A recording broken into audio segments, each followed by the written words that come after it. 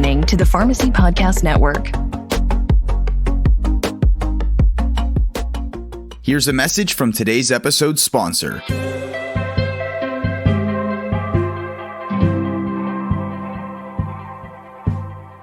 Insulet, makers of Omnipod, are committed to simplifying the lives of people with insulin-dependent diabetes.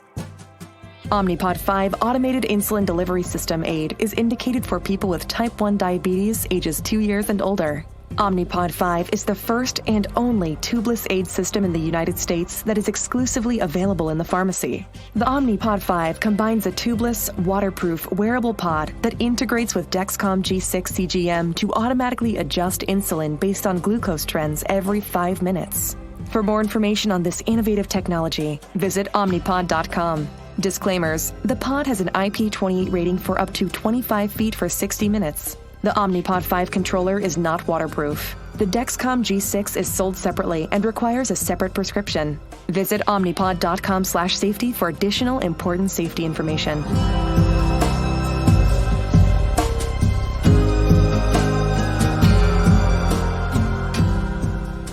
This is the Pain Pod.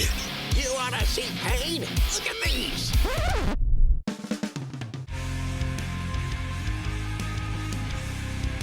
Welcome to the Pain Pod, the podcast for all things pain management. Hosted by the Pain Guy, Dr. Mark Garofoli. We'll be collaborating with numerous pain management experts, talking about substance usage disorders, the latest treatment modalities, and most important, focusing on the pain of our patients as leading providers of pain care. And now, here's our host, a man wanted in all 50 states, a suburban city-like mountain man. Without the beard. From the hills of West Virginia, and certified in weapons of mass destruction response. It's Dr. Mark Garofoli. All right, welcome back everyone to the Pain Pod. This is, of course, Pain Guy, Mark Pain Guy Garofoli here, our host. Come on back here and live on the Pain Pod. So, in recent episodes, we've come across a topic that is really, really important, quite frankly, for our whole society, not just in healthcare. In fact, this transcends well beyond healthcare. And of course, I'm talking about all things naloxone.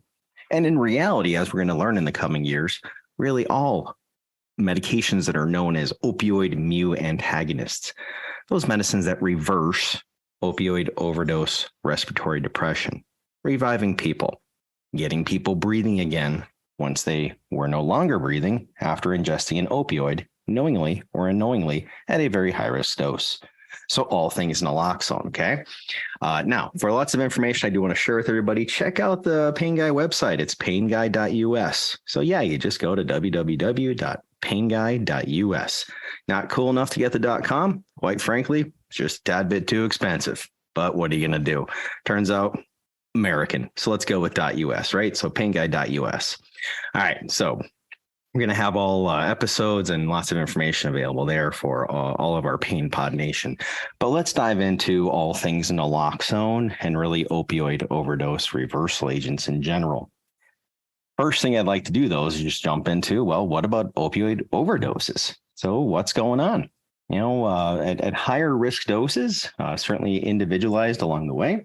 But at some point, the high risk doses get so high that it really doesn't matter on the person, obviously. But what happens for an opioid overdose? You know, what symptoms should we be looking for out there, right? So if someone knowingly or unknowingly has overdosed with an opioid, whether it is prescription or illicit derived, think about the substance, of course. It's going to be various different symptoms you could be looking for, like things like pale or clammy skin, slow or no heartbeat.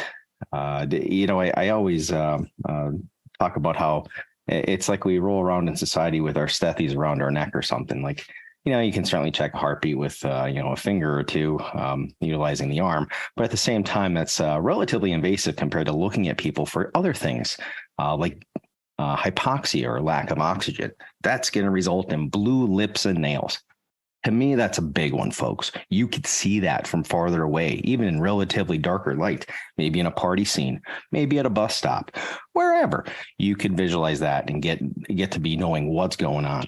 Because there's also going to be other things like hypotension and, of course, the infamous pinpoint pupils. But again, if eyes are closed, what are we going to be moving around? Is everyone comfortable opening eyelids of folks that are laying on the ground, not breathing? So we got to think about those things as well. And last but certainly not least is the death rattle. That's that gargled or slow or absent breathing, quite frankly, but the death rattle. Pretty obvious in the overall cascade, of course.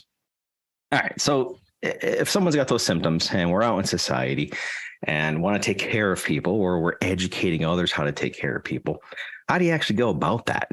So if you have an opioid antagonist, such as naloxone, but we'll touch on some others as well too. But it's all things naloxone here today, of course. Once you got those signs and symptoms of an opioid overdose, you got a decision there. Do you call 911 and then administer the naloxone, or do you administer the naloxone and then call 911? Folks can debate on both or can delegate. Much better to delegate than debate, right? Bottom line is you got to do both. Okay. Think about even yourself. If you're the one laying there, you would appreciate some professionals, EMS, showing up really soon, right? And then there's obviously, of course, rescue breathing could be applied. Folks are going to want to stay with that person, to monitor them. Typically, it's stated that after 2 to 5 minutes, to repeat the naloxone dose if the person has not awakened or breathing well. That's a tough one, because if you think about it, if somebody's dying in front of you, waiting 2 minutes it might feel like 2 centuries, right? We run into that a lot observationally across the country. So, all right, now how do we man every man, woman, and child with naloxone, right? We'll go over some other ideas here today in this episode, but pretty much anybody who wants it. I mean, let's just start there. Anyone who wants to have naloxone, either on their person or in their house or in wherever they are. Person and location, that's the big things, right? But some patients to be starting up some conversations with, especially once there's that trust out there, healthcare professionals and patients having trust. If there's higher risk opioid doses being utilized, if people have a changing of their pain management prescription opioids or even SUD opioids, any dosage changes around there. Anyone with an opioid use disorder, certainly a great conversation to be having naloxone around, or even if there's a family history of it, family, friends, whatever. How about rural? I mean, if we're farther away from hospitals, probably want to have this around, just like in, a defibrillator or so on and so forth for other helpers along the way. And really, if there's any respiratory conditions along the way too, for, concern for anyone. All right. So we went over, what we're looking for opioid overdoses, how we go about administering something like naloxone, who do we talk to about naloxone. But obviously the headlines these days are on OTC naloxone. Okay. So let's boil that down here. All right. Let's remember that one effort anywhere is typically not a panacea. Okay. But we want to get some first downs. All right. Now, you guys know me. I'm a huge baseball fan. We're a baseball family, but turns out we like football too. Okay. We've talked about the buprenorphine X waiver, kind of like a first down in your own territory. Naloxone moving OTC is another one of those first downs, perhaps getting into your opponent's territory. The idea there is that it's not a touchdown yet. There's still other things. So, 2 sides to every coin, right? In a shift to OTC, you're going to have availability beyond pharmacies. Quite frankly, pretty obvious, right? But we don't want to forget that. The general community is going to have these devices or medication in general available. Grocery stores, convenience stores, airports, bars, anywhere. That's OTC, right? All right. But other side of the coin too, will some of these organizations and even pharmacies, will some store it behind the counter or even lock it up with things like razors and condoms to prevent theft? Seriously, folks, let's think about that. Okay. The concept of OTC is a huge step. It's not the final step, though. The old adage of a journey of thousands of miles begins with one step. Here we are. Okay. Got a lot more to go. Also, people will be able to get it online. think about that too. That's not going to involve face-to-face interactions. So yes, there'll be less stigma as a possibility, but also less education too. Now, what about cost? Oh boy, there's the big one, right? So insurance coverage. Will all insurances either by choice still cover the OTC naloxone products, or will it be mandated? And by the way, what will the copay be? And then as far as the out-of-pocket price, a little bit more philosophical, but what price enables actual increased access? I mean, $20, $50, $5? At what point, how do you put the price on the heartbeats, right? That's getting deep, folks. And I don't like scenarios where we don't have an actual answer, of course. The easiest answer would be free, but all right. Now, I mentioned the education thing. That's another big thing, too. The actual administration of naloxone is, as we all know, I'm sure, is pretty straightforward. However, you got to realize that the situation involves a human who is no longer breathing. Okay. As easy as it is to say for nasal products to spray in a nostril. Yeah. No matter how much simulation we do in healthcare settings, there's not someone dying in front of you. Okay. Additional to that on the education idea, particularly with naloxone, most education scenarios are teach the teacher, if you think about it, okay? The person acquiring the product is not the person typically utilizing the product to save a life. So it's almost like having to teach people how to teach in addition to the information on naloxone. Yeah, that's tough, right? So we got to keep all these things, the availability, the cost, the education, all these ideas in mind for OTC naloxone. We'll certainly dive a little bit deeper. But speaking of OTC naloxone products, so the brand name Narcan is the first to the table. That got originally the FDA panel back in, I believe, February 23. The FDA panel, not the FDA, but the FDA panel unanimously recommended shift to OTC. It was 19-0. Okay. Big victory there in that panel. And then on March 29th, 2023, our FDA approved Narcan brand name to be OTC. So it's that one. Turns out there's two others that are in the pipeline as well. Okay. There's the Revive product. That's from Harm Reduction Therapeutics. Got some funding from Purdue Pharma. That's a whole story too, of course. The FDA review for that is expected in the summer of 2023, around about July. That particular product, the aim there is to have something that is the lower cost end. Okay. And here's that cost idea coming up again with OTC access. The Revive product will be 3 milligrams per spray, whereas the Narcan product is 4 milligrams. And then we have others that are even higher as far as doses go for the opioid overdose reversals. And then there's another one that's looking at eyeing up OTC status. And this is a newer formulation. It'll be Nac swab. That's a nasal swab. So yeah, picture, just putting a swab up in the nose. So there's not a spray, but a cleaning along the way. Essentially like putting a Q-tip up someone's nose. So that's going to be definitely a different formulation coming down the road, of course. But you got the three thus far that have applied for the OTC status. Narcan already there, Revive, and then Nac swab. Okay. Now, of note with Narcan, it is the brand name only. That's coming from the manufacturers from Emergent Biosolutions. So we got to keep that in mind. Of note, I have reached out to folks to have various interviews here on the Pain Pod or just for general information along the way too. Boy, big concerns with getting ghosted here. I tell you, Pain Pod Nation, good golly. So naloxone manufacturers, nalmefene manufacturers, if you're listening, reach out, man. Go to painguy.us. It's so easy, or even LinkedIn. I digress. Next big picture here. It's all things naloxone, right? But turns out naloxone is not the only opioid mu antagonist, right? There's also naltrexone and nalmefene. So let's touch on those along with some information on naloxone. We'll jump into pharmacology land here, okay? So all of these medications are actually coming from a structural similarity of oxymorphone. Now, does that mean we have concerns of people taking these products and converting back to oxymorphone? No. That would be another Hollywood hit, probably similar to, but within the opioid realm as Breaking Bad or any of the rest of them, okay? Walter White, the fictitious character, I think he retired, right? All right, so let's go into some of the fun pharmacology for everybody, though. So naloxone actually has mirror images, we'll call it that. Enantiomers, one of them is active, one's not. And it's an antagonist. It's basically blocking opioid receptors, delta, kappa, and mu. But mu is the big one, of course, for respiratory depression.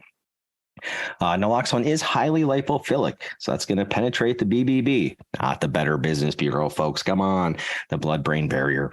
It does have low oral bioavailability, though. Hence the nasal sprays, the injections, nothing like a tablet per se. Okay. Got a short duration of action, usually talking about 30 minutes, but it could go up to 2 hours. And it's had approval for, quite frankly, a long time now. Over 50 years ago, it was naloxone was first approved.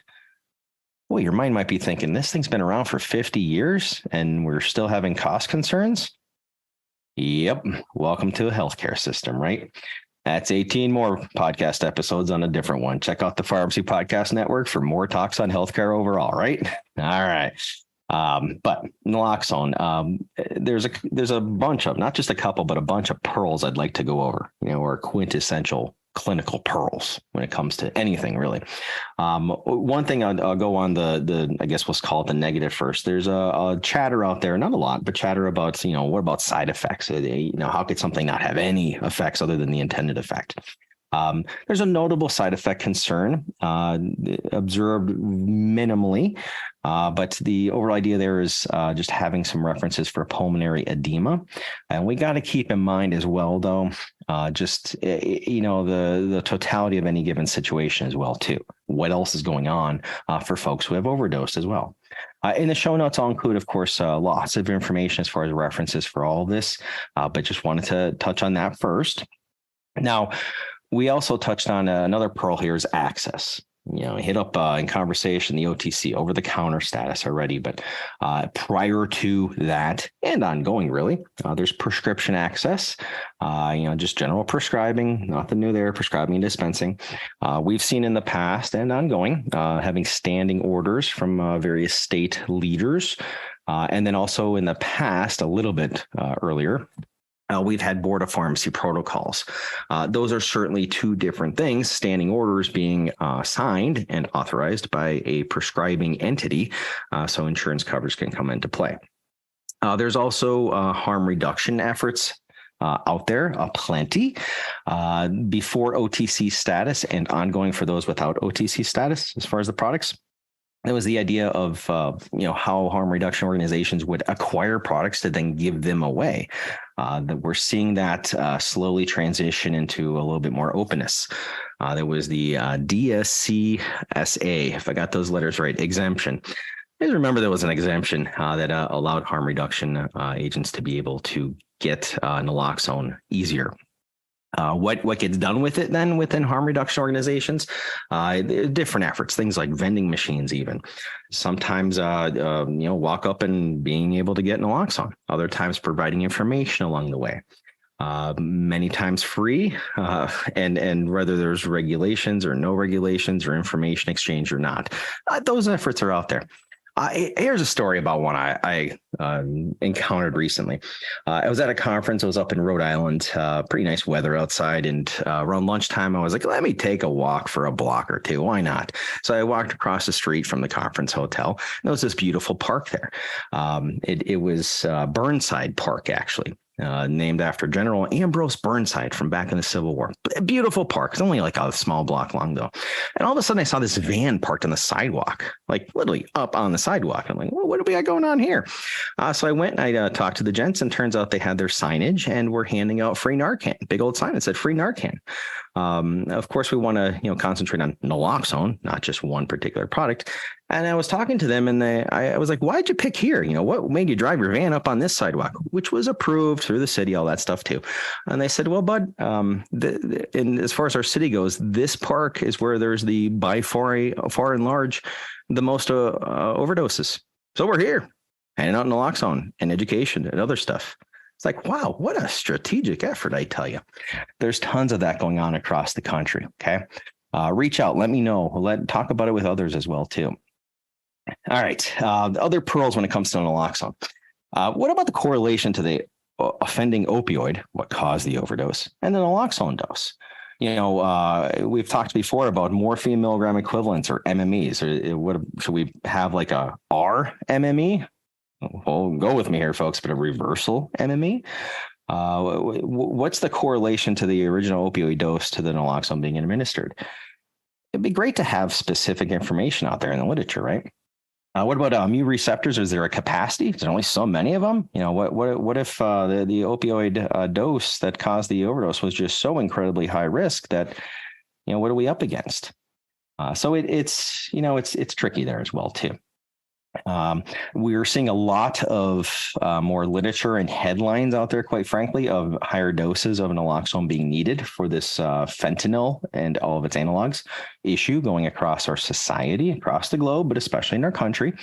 And that's it's interesting. When you check the literature, a lot of times these studies will be funded by manufacturers of the higher dose products, but somebody's got to pay for it, right? I mean, studies need to be done. It brings up the question of what's the perfect dose? One of the biggest clinical pearls for naloxone. What is the perfect dose?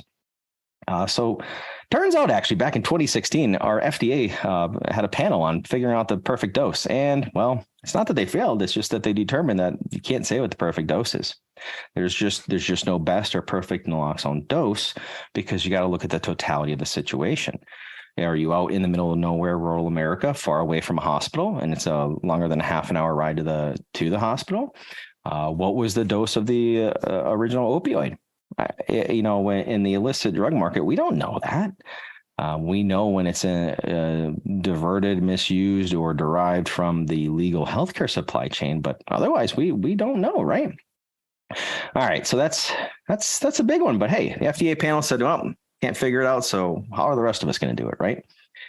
All right, then one of our previous episodes on the Pain Pod was talking about buprenorphine. Okay. Most misunderstood medication of the century, if not ever. Well, if someone has opioid use disorder, opioid addiction, and utilizing buprenorphine, the receptor affinity, the magnetism to the receptor of buprenorphine is through the roof compared to pretty much all other prescription opioids. It is approximately, buprenorphine's receptor affinity, magnetism to the receptor is approximately 5 times that of naltrexone. And at the same time, we're looking at a factor of like 5 there for naloxone. So that's a big thing there. Okay. Think about that. If naloxone's there and somebody is utilizing a buprenorphine product for opioid addiction and has a relapse, life happens, folks. Naloxone is provided. Buprenorphine's there in the background. It's a fight for the receptors, right? I'm not going to go deep into the pharmacology, but just in the big picture, it's a fight. Okay. And it's real. Speaking of somebody having buprenorphine in the system, what about everything else? Anymore, drug utilization is typically always polysubstances, meaning multiple, right?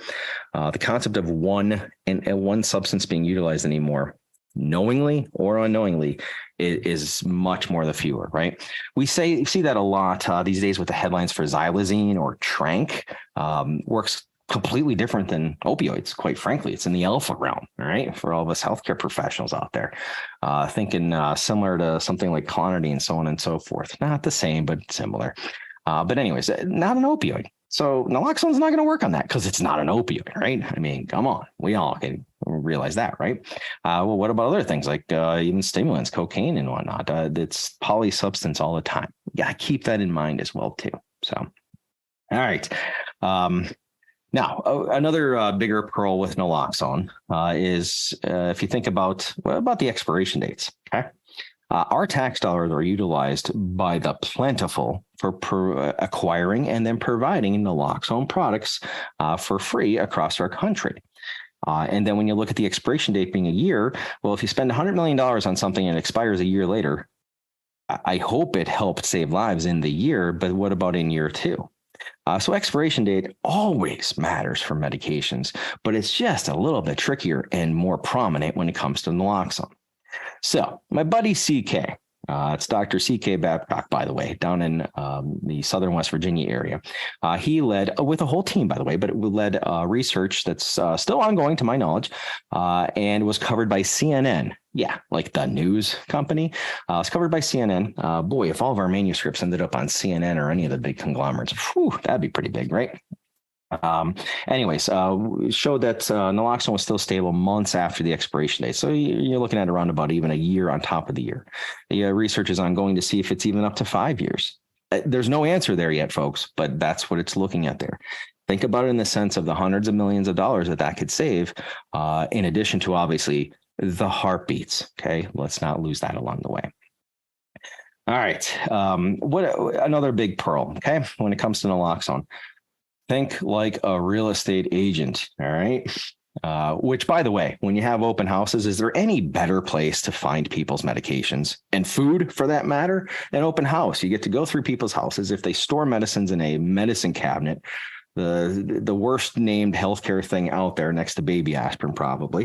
You can go to an open house. There's free food and walk through the house, find the medicine cabinet. And people do this all the time. We need to be aware of that. I digress. Let's get back to the whole location when it comes to naloxone. Okay. In healthcare, we have tons of efforts, positive, wonderful efforts of manning every man, woman, and child with naloxone. We want to keep doing that, particularly within pharmacy. Okay, folks, let's rock that out. But to proceed without realizing that location matters, like having it right next to a defibrillator, having it on airplanes, in libraries, in stores, everywhere, because an overdose can happen anywhere. Okay. We got to, think about that in the big picture. Location matters. All right. All right. Let's get to some of the upper level. You want to have some polar conversations. Here's one or two that'll get people going. All right. Yes. If you're running, or hopefully not, if you're driving, you're paying attention to the road. But tune in for this next one or two, right? Naloxone parole number, whatever we're on. How many times? Is there a maximum? There's minimal conversations revolving around the possible maximum utilizations of naloxone on one single human being. Where are we going with that, right? Who's going to be the judge to say how many times is quote unquote enough, right? Well, it's a bigger package to unpackage. All right. But let's step away from SUD, OUD addiction for a moment and realize that there's relapse with other medical conditions all the time. Okay. Think about even asthma. Do we still dispense albuterol inhalers? Of course. Silliest thing you heard today, right? Because folks are going to have, exacerbations or relapses of asthma. Hypertension happens there too. And of course, diabetes care as well along the way. Life happens. Okay. Why is it different in this realm? Why is it even a conversation compared to other medical conditions, right? Well, because there's a lot to unpackage, and there's a word called stigma, right? It's real. We need to be able to talk about these things. The way that I recommend folks contemplate looking at this, of if there's a maximum number for one human. I saw a gentleman, his name was Ken. I'll leave it at that. Posted a picture on social media, and it was just himself, jacket and tie, contributing to society. And he said, "Hey, I'm." It's a picture of him being a Marine, a cat dad, and he was revived 15 separate times. Okay. That picture resonated with me, and the concept I hope resonates with a lot of folks of Ken's not around if the max was 14. Okay. So if we're wondering about 1, 2, 3, 10, 15, or whatever the glass ceiling is, think about Ken in that instance. Okay. All right. That goes down one path. Here's another path that I want everybody jumping on here. All right. Jump back on this party train with me here. The mythology of Narcan party. Okay. It's a mythological concept of us humans injecting heroin and who knows whatever else with complete disregard for experiencing a deadly overdose, since there is naloxone in the area, in the vicinity. Good golly, folks, that's truly a misunderstanding. I'm a human. I can't say that has never, ever happened on this planet because I don't live everywhere, nor do any of us, right? But it is mythology, right? It's just fundamentally silly, all right, for lack of better terms. Naloxone, as the dose cranks, of course, too, is going to induce eventually withdrawal. At some point, folks are not necessarily utilizing substances to get high. It's more so to stave off withdrawal. Okay. So why would somebody want to utilize a medicine that causes withdrawal at certain doses, typically higher? It just doesn't make sense, right? That conversation has happened record on repeat all across our country as well. There's even been headlines. I saw one from down in Tennessee. Nothing against it, you guys in Tennessee, okay? We got these everywhere. I just happened to see that one. It's myth, folks, okay? All right, now that's some of our clinical pearls. We're thinking about opening up the oyster here. What about what products are available, okay? We went over already the OTC ideas, that pipeline, but there's always in the background been the injectable, particularly it's generic injectable. Okay. Incredibly relatively cheap compared to all other formulations. Okay. But it does require injection. Now, in many instances, folks will be perfectly fine with that. But not all, right? So we've got to remember that balance along the way there. Okay. Now, there is the newer injectable product, the Zimhai injectable product. It's a 5 milligram one-time use product. It's ready to go. And I'll include all the references, and you can get pictures and all that, of course, in the show notes here for Pain Pod. But the overall idea is having a device that is one-time use, relatively easy to do so, inject it into the thigh, and then go from there with typical administration techniques. So that's our injectable side. Then we jump over to the nasal products. In the background for a long time now, we've had the generic intranasal kits. The overall idea there is that it's, the big picture difference with the kits is having to put the device together. And it is incredibly easy to do so. But again, if someone's dying in front of you, it's a little bit harder. And if you're teaching someone else to teach someone else, that gets harder as well, too. As far as the nasal products go, the kit that you have to put together, so it's a little bit harder right off the bat, you spray 1 ml, or you do a spray, but it's 1 ml in each nostril, okay? The pre-packaged things like Narcan, or it's generic, or Cloxedo, those are one spray in one nostril. And all of these are then wait 2 to 3 minutes and can be repeated if needed. But we got to keep those in mind. So we got the two injectable ideas there, generic injectable and Zimhai. And then intranasal, we've got the manual kit, and then Narcan, it's generic, and Cloxedo. Things from the past, actually, the Evzio, the talking auto injector that was approximately $4,000, that was discontinued in October of 2020. So we're not really seeing that particular thing around yet. However, it's made a comeback in a way. There's the Rapid Opioid Countermeasure System, or ROCS. That's I can't believe I'm saying this sometimes, but if you go to the website, you can literally see folks in chemical warfare suits walking around. So it's meant for any chemical warfare to get around that if fentanyl or its analogs or opioids in general to be developed in the future, that's around in a militaristic sense. Yeah. Okay. Our Pentagon paid the company about $20 million to develop the product. And according to a recent budget, it's already bought about 4,000 kits at a price of about $349 each. Do the math. That's our tax dollars, $275 million. Wow. And that's for chemical warfare preparation. Good golly. All right. So that's our big picture as far as the products that are out there. I already alluded to the pipeline for the newer nasal products coming, of course. But big picture when it comes to naloxone, particularly there was a recent study that talks about how about us pharmacists? Are we having impact? Okay. I've talked to countless pharmacists across our country who have been making an impact in every community. Okay.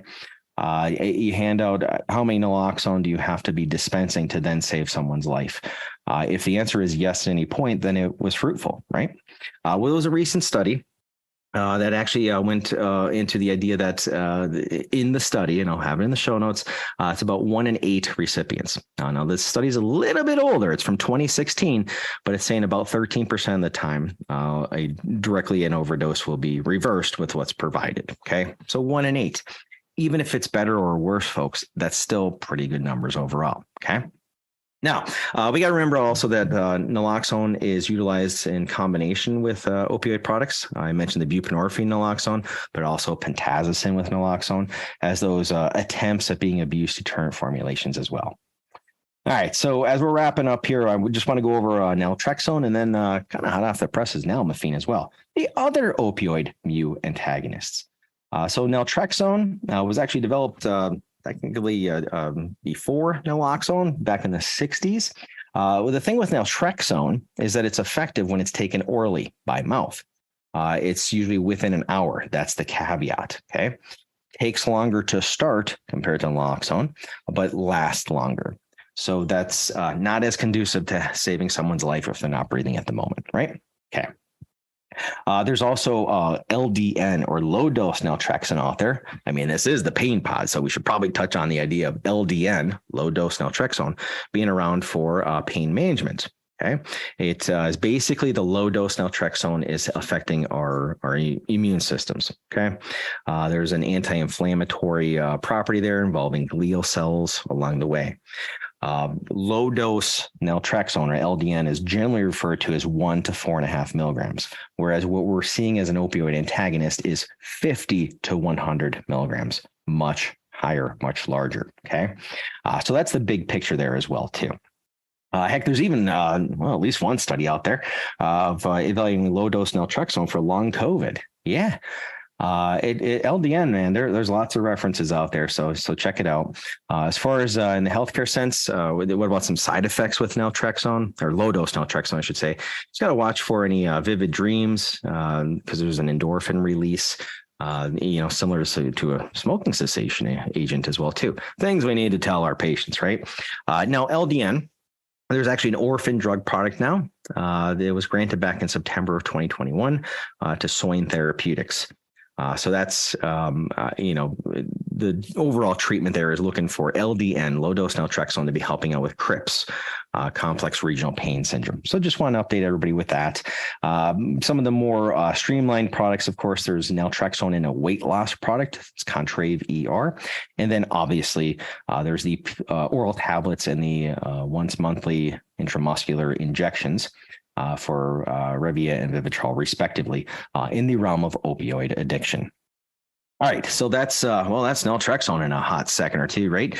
I promised mentioning nalmefene. It's a little bit more hot off the presses. Again, though, discovered back in the 70s. It was utilized. It was FDA approved actually in the 90s as an IV agent for opioid overdose, but the manufacturer discontinued that turn of the century, basically. But now there's more and more studies in the last decade or so. Okay. Now, nalmefene, this is the new one, all right? Compared to naltrexone, what we were just talking about, it's got a longer half-life and even greater oral bioavailability. It's got similar binding to the opioid receptor, mu, of course. If you compare nalmefene to naloxone, nalmefene has about, give or take, 5 times the receptor binding affinity. So that's big, okay? Nalmefene's generally recognized as an inverse mu agonist, partial kappa agonist, and a delta agonist, although minimal. But the idea there is that whole inverse mu agonism, binding to the opioid mu receptor and causing the opposite effects. So it's different than an antagonist. Antagonist blocks, an inverse mu agonist, nalmefene, is going to bind to the opioid mu receptor and cause the opposite effects. So reversing respiratory depression. We only got, there's an IVIM SC product of nalmefene currently available. It's from Purdue Pharma. So there's 2 ml vials. But again, it's IVIM-SC. Orexo, the company, actually has a nalmefene nasal spray in the pipeline. That's basically a high-dose nalmefene nasal product that's under development now. All right, so that was all things naloxone, a little bit of naltrexone, and even a tiny little bit of nalmefene, since it's usually aiming to be a high-dose thing. That's our opioid mu receptor agonists. Antagonist. Good golly. So that's our again, naloxone, naltrexone, nalmefene. Overall, that's our big time opioid mu antagonists. All right. We did the all things naloxone, but we want to add in naltrexone and nalmefene as well too. What it comes down to though, there's a documentary. It's probably about 15, 20 years ago. It's called Walmart, The High Cost of Low Price. I'm not recommending the documentary to folks here. What I'm saying is that, when it comes to naloxone, particularly all this hubbub about OTC naloxone, big step forward, not a touchdown yet, right? And nowhere near winning the Super Bowl, but it's going to help save lives. But when we look at access, we got to look at the cost as well too. So OTC naloxone, the high cost of debatable price, we're going to see. In the end, pricing has improved for naloxone products overall, but we're all going to see what it's going to be doing as one piece of the puzzle. Because I always say to everybody, it takes everyone to keep the boat afloat. Okay. In this realm of pain management and addiction, it's patients, it's prescribers, dispensers, academia, managed care, federal level, state level, manufacturers, insurance companies, distributors, law enforcement, everybody. It takes everyone to keep the boat afloat. My only hope is that this Pain Pod episode today, going over all things naloxone and beyond, spurs more conversations across our country and quite frankly beyond. So I really want to thank everyone for your time here, as always, of course, here on the Pain Pod. Please do continue these conversations everywhere, not just when you're at professional conferences, but in your communities. Take this information, talk about it. We really need to have everybody on board to keep the boat afloat. So thank you again, Pain Pod Nation. I look forward to our next episode, most likely covering thug drugs, opioids. See how it's all linking together? Thank you again, Pain Pod Nation, and have a great day every day. If you'd like to join Mark on the Pain Pod, send us an email to publisher at pharmacypodcast.com. And make sure to share the show and subscribe on your favorite podcast directory. Thanks for listening.